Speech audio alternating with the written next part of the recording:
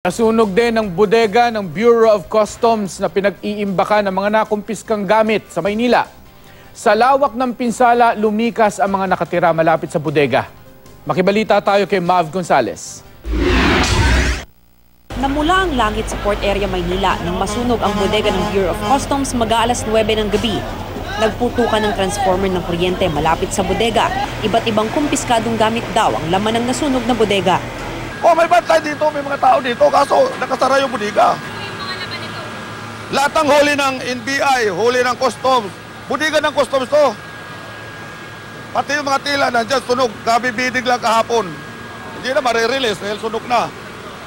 Gulong, kawayan, sigarilyo. Bukod sa mga mamahaling kotse at luxury cars, may mga damit, bigas at karton din daw sa loob ng bodega.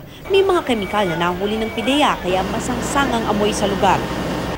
Alas 5 ng hapon, isinasara raw itong bodega, nakapadla, kaya nahirapan din yung mga bombero na buksan ito at bugahan ng tubig. Ayon dun sa isang bantay rito, wala rin daw tao sa loob at nakapatay ang kuryente, kaya sa ngayon ay iniimbestigahan pa kung ano ang sanhi ng apoy.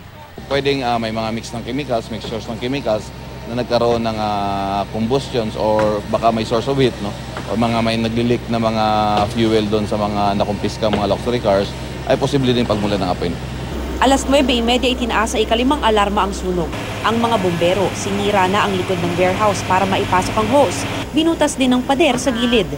Ang mga nakatira naman malapit sa bodega, nagsilikas muna bitbit ang kanilang mga gamit. Mabilis kumalat yung apoy. Doon nagsidatingan naman po yung mga bombero agad.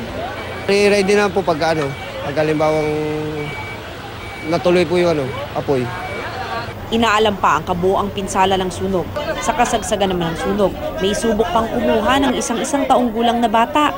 Binigay niya sa akin yung pera, sabi niya kunting tulong daw po kasi daw mas nasunugan.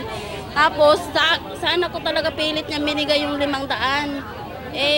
Hindi ko maintindihan, may sinasabi siya eh. Umiwas ako, pilit niyang kinuha yung bata. Natak ito sa akin. Ang lasing na sospek, iginiit pang nagmagandang loob lang siya. Nakatulong na ako pa masama. Bakit mo ba tinulungan? Kasi alam ko may mga sanugan eh. Kaya kinuha mo yung bata. Akala ko walang magulang. Hinuli ng mga pulis ang sospek. Mav Gonzales, GMA News.